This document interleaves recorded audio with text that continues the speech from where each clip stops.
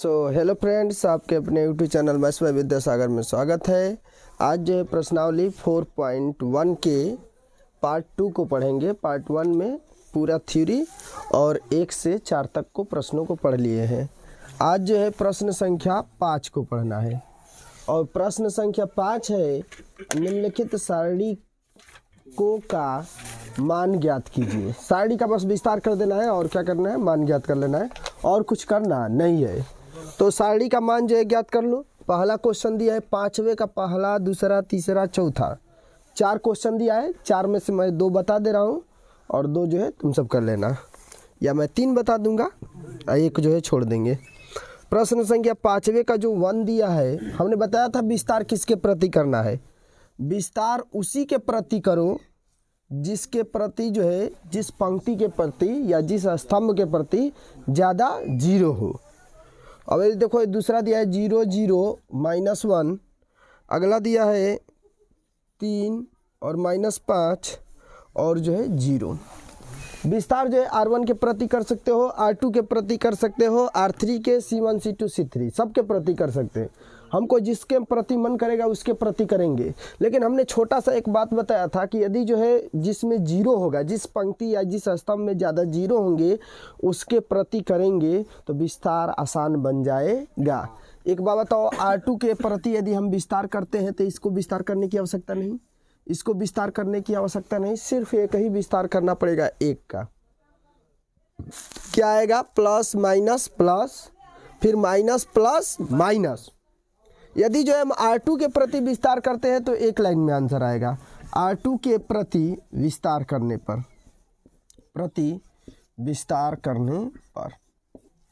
R2 के प्रति विस्तार कर देते हैं, हम जानते हैं कि इस पर ये वाला लाइन में माइनस आएगा ना, तो देखो माइनस लिख देंगे और पहले से -1 है। और जब इस -1 को लेंगे तो यह लाइन समाप्त हो जाएगी और यह लाइन समाप्त हो जाएगी। क्या बचेगा? 3 और -1 और 3 और -5। क्यों? क्योंकि 1 को लेंगे, -1 को लेंगे तो ये पंक्ति समाप्त कर देगा और यह जिस कॉलम में होगा उसको समाप्त कर देंगे और जो अवयव बच जाएंगे उसको लिख देंगे। बच गया अवयव 3 -1 और 3 और -5। बात समझ में आ गया? पहले नंबर माइनस गुणे माइनस क्या बन जाएगा? +1। और इसका विस्तार कर देते हो, 3 × 5 = 15, -15 आएगा और घटाने का चिन्ह लगा दिया जाए और 3 एकम में 3, मतलब 3 गुणे -1 अर्थात ये बनेगा हमारा -3। बात समझ में आया? इसको थोड़ा सा हम बड़ा कोष्टक लगा सकते हैं। बात समझ में आया? तो यह 1, यह -15, माइनस गुणे माइनस क्या हो जाएगा? +3। अब एक बात बताओ, 1 से गुणा करेंगे मान में कोई फर्क पड़ेगा? नहीं। अब -15 में +3 जोड़ेंगे तो आ जाएगा आंसर -12। तो ये 5वें का जो पहला होगा इसका मान आएगा -12। क्यों? क्योंकि -15 में +3 जोड़ेंगे तो -12 ही ना बचेगा। अच्छा, इस सवाल को हम R1 के भी प्रति विस्तार कर सकते हैं और R1 के प्रति भी विस्तार करेंगे तो यही आंसर आएगा -12। बात समझ में आया? या जिसके भी प्रति करेंगे -12 के अलावा और कुछ नहीं आएगा। बात समझ में आया हो?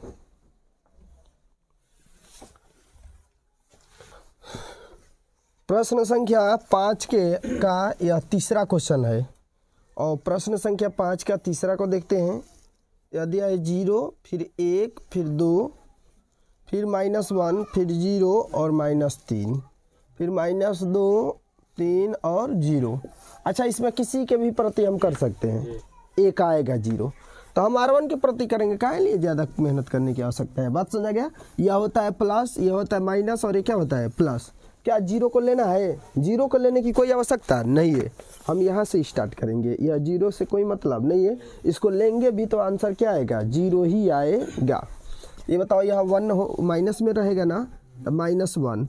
और जब -1 को हम लेंगे तो यह जिस पंक्ति में है वह पंक्ति समाप्त हो जाएगी और जिस जो है कॉलम में है वो कॉलम समाप्त हो जाएगा, या जिस स्तंभ में है वो स्तंभ भी छोड़ देंगे। तो बताओ, पहली पंक्ति छोड़ देंगे, दूसरा कॉलम छोड़ देंगे तो बचेगा क्या? यही ना बचेगा, -1 -2, मतलब -1 -2 -3 और 0।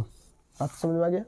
ये बताओ तीसरा वाला जो है प्लस होता है तो ये बन जाएगा हमारा +2। तो 2 को जो है 2 जिस पंक्ति में है उसको छोड़ देंगे और जिस स्तंभ में है उसको छोड़ देंगे तो बचेगा हमारा क्या -1 0 -2 और जो है क्या बन जाएगा 3। अब इसका जो है हमको विस्तार कर देना है। बात समझ में आया? अच्छा जीरो वाले को क्यों नहीं विस्तार कर रहे हैं? क्यों? क्योंकि जब इसके आगे जीरो हो जाएगा गुणा के रूप में तो ये सब क्या बन जाएंगे 0 0। चलो ये -1 अब गुणा कर देते हैं, 1 गुणे 0 करेंगे तो 0, माइनस का चिन्ह लगाता है, माइनस गुणे माइनस प्लस है ना होगा, 3 दूना के 6 लिख देंगे प्लस यह हमारा हुआ 2 माइनस गुणे प्लस के माइनस गुणे क्या हो जाएगा -3 और घटाना का चिन्ह 2 गुणे 0 क्या हो जाएगा 0। अब बताओ इसको हल करते हैं, 0 में से 6 को घटाएंगे तो -6 और माइनस गुणे माइनस क्या हो जाएगा +6 हो जाएगा। 6 एकम में 6 +2 गुणे -3, 3 में से 0 घटाएंगे कोई फर्क पड़ेगा -3 है और 3 दूना के 6 -6, यदि 6 में से 6 को घटाएंगे तो क्या बन जाएगा 0। तो ये प्रश्न संख्या 5वें का तीसरे का क्या होगा हल होगा। यदि प्रश्न संख्या 5वें का चौथे को भी हल कर देते हैं, बस एक क्वेश्चन छोड़ दे रहा हूँ 5वें का दूसरा। 5वें का यदि मैं चौथे को हल करूं, चौथे का भी विस्तार करना है और कुछ करने की आवश्यकता नहीं है और चौथे का भी विस्तार कर दिया जाए। जब इसको कर लिए तो सब कुछ कर लिया जाए। यह लिखा है 2 फिर -1 फिर जो है -2 0 2 और -1 3 और -5 और 0। अच्छा हम जो है R2 के प्रति करेंगे तो 2 ही बार करना पड़ेगा, C1 के प्रति करेंगे तो भी 2 ही बार करना होगा, लेकिन R1 के प्रति करेंगे तो 3 बार विस्तार करना होगा ना। तो हम R1 के प्रति ही विस्तार करेंगे, इतना जो है सोचना नहीं है। बात समझ आ गया? R1 के प्रति विस्तार करने पर, ठीक है। R1 के प्रति बताओ पहला प्लस होता है ना, बन जाएगा +2 तो क्या बचेगा, यह पहली पंक्ति समाप्त, पहला कॉलम समाप्त, यही ना बचेंगे 4 2 -5 -1 और 0। बात समझ आ गया? दूसरा वाला जो है माइनस में होता है तो माइनस लिख देंगे और पहले से -1 है। बात समझ में आ गया? क्यों चिन्ह परिपाटी नियम लागू करेंगे तो प्लस है माइनस और ये क्या होगा प्लस होता है ना, तो वही तो लिख रहे हैं। अब माट के अंतर्गत यह 1 को लेंगे -1 को तो यह लाइन समाप्त करेगा और यह लाइन तो बचेगा 0 3 0 3 और बचेगा -1 0 -1 और 0। बात समझ में आया? और यह जो आता है प्लस में आता है तो प्लस, अब पहले से -2 है तो -2 लिखना पड़ेगा ना। चिन्ह को बदलते हैं, चिन्ह को देखते हैं। एक बार बता 2 को लेंगे तो ये पहला लाइन समाप्त हो जाएगा, मतलब पहला पंक्ति और तीसरा कॉलम तो बचेगा 0 2 3 और -5। तो 0 2 और 3 और -5 विस्तार कर लेते हैं। यह बन जाएगा 2 और 2 0 0, अब घटाना का चिन्ह लगा देते हैं, माइनस गुणे माइनस प्लस, 5 एकम में 5 तो 5 बन जाएगा, प्लस गुणे माइनस माइनस से आएगा, माइनस गुणे माइनस क्या बन जाएगा प्लस। अब बताओ 0 गुणे 0 0, घटाना का चिन्ह लगा देते हैं, 3 एकम में 3 मतलब 3 गुणे -1 अर्थात -3। बात समझ में आया? प्लस प्लस गुणे माइनस क्या होगा माइनस, इसका इसमें गुणा करेंगे 0 माइनस 3 दूना के 6। अब देखो 5 दूना के 0 में से 5 घटाएंगे तो -5 बचेगा, -5 का गुणा कर देंगे तो -10। अब बताओ माइनस गुणे माइनस प्लस 3 एकम में 3। अब ये जो है माइनस गुणे माइनस क्या हो जाएगा प्लस, 6 दूना के 12। समझ में आया? 12 और 3 कितना हो जाएगा 15।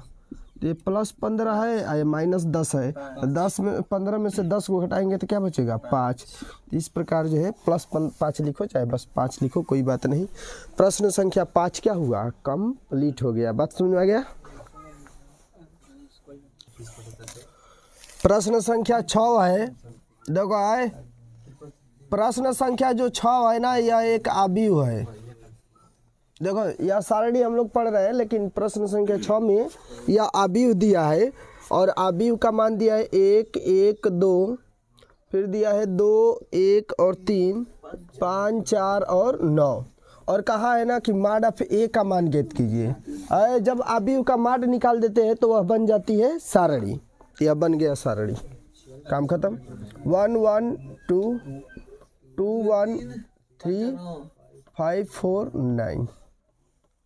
हाँ जी, ये तो ट्रिक हो गया है। 1 में 1 जोड़ेंगे 2, 2 में 1 जोड़ेंगे 3 और 5 में 4 जोड़ेंगे 9 ना। देखो इसका विस्तार कर लेना है, काम खत्म। ये बताओ, यह प्लस माइनस और प्लस ना, R1 के प्रति विस्तार कर लेते हैं। +1 लेंगे तो यह पंक्ति कॉलम को समाप्त, पंक्ति को समाप्त, यही ना 4 बचेंगे, ये बच गए 1 4 3 9। बात समझ में आया हो। इसके बाद से दूसरा वाला जो है -1, फिर देखते हैं, पहला लाइन समाप्त, दूसरा लाइन समाप्त, ये साइड 2 और ये साइड में 2 बच जाएंगे, अर्थात यह बचेंगे 2 5 और 3 और 9। चौथे नंबर पर, तीसरे नंबर पर प्लस होता है, +2 हो गया। ये बताओ 2 को लेंगे तो पहली लाइन समाप्त, तीसरा कॉलम समाप्त, तो 2 1 5 4 या 2 5 1 और 4। बात समझ में आ गया। अब विस्तार कर लेते हैं। अच्छा, ये इतना जो है अब नहीं भी लिखोगे तो चलेगा ना, या कोई ज़रूरत नहीं, अब सारणी डायरेक्ट विस्तार कर दिया जाएगा। चलो आगे देखते हैं। 1 × 9 क्या होगा? 9। अब 4 3 12 घटाएंगे, -1 2 9 18 -5 3 15। अब ये जो +2 है तो 2 चौके 8 -5 कम में 5 कर लेते हैं। 9 में से यदि 12 को घटाएंगे तो कितना बचेगा? -3। तो 1 × -3 ना, और यह जो -1 गुणे, तो 18 में से 15 घटाएंगे तो कितना बचेगा? 3 + 2 गुणे, यदि 8 में से 5 को घटाएंगे तो कितना बचेगा? 3। देखो 3 एकम में 3 -3 और 3 एकम में 3 -3 + 3 दूना के 6। इन दोनों को जोड़ेंगे तो -3 और -3 कितना हो जाएगा? -6। ये बन जाएगा -6 और प्लस यह 6 है। ये बताओ 6 में से 6 को घटाएंगे या -6 में +6 को जोड़ेंगे तो आंसर क्या आ जाएगा? 0, अर्थात मान ऑफ A का मान क्या आएगा? 0। बात समझ आ गया। तो यह प्रश्न संख्या 6 क्या हुआ? कंप्लीट। प्रश्न संख्या 7 है, x का मान ज्ञात कीजिए। सिर्फ x का जो है तुम्हें क्या करना है? मान ज्ञात करना है, और कुछ करने की आवश्यकता नहीं है। देखो x का मान कैसे ज्ञात करेंगे? यह 2 सारणी है, 2 दे दिया है, 4 दिया है, 5 दिया है और 1 दिया है, और बराबर के उस पार सारणी है, 2x है, फिर जो है 4 है, फिर जो है 6 है, और फिर जो है हमारा x है। यह सारणी है, दोनों का विस्तार कर देंगे और x का मान हम क्या कर सकते हैं? आसानी से ज्ञात कर सकते हैं। देखो 2 एकम में 2 और घटाएंगे 5 के 20। 2 × x बताओ कितना हो जाएगा? 2x² और -6 के 24। इसको घटाओ -18 और उस पर -24 से इस पर आएगा तो +24। अब बराबर बचेगा 2x²। अब यह 2 गुणा में है तो इधर आएगा तो भाग, इधर पहले जोड़ लो, इनको जोड़ेंगे तो कितना बचेगा? 18 6 24 6। यह x² बटा में, यह 2 गुणा में है तो इधर आएगा तो भाग, तो x² बराबर बताओ कितना बचेगा? 3। एक बार बताओ, x² बराबर यदि 3 आ गया तो x बराबर कितना होगा? कड़ी में 3, और जो आंसर आएगा ± कड़ी में 3। तो x का जो मान आएगा ± कड़ी में 3। बात समझ में आया? x का मान आ गया ± कड़ी में 3। यह प्रश्न संख्या 7वें का यह पहला क्वेश्चन है। बस सुन गया। प्रश्न संख्या 7वें का दूसरा भी क्वेश्चन है। प्रश्न संख्या 7वें का जो दूसरा क्वेश्चन है, इसको देखते हैं क्या क्या है।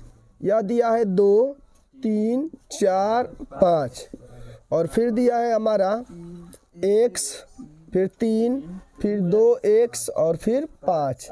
फिर विस्तार कर देते हैं दोनों का। 5 दूना के 10 -4 तिहाई 12। इधर गुणा करेंगे तो बताओ 5x -2 तिहाई 6x।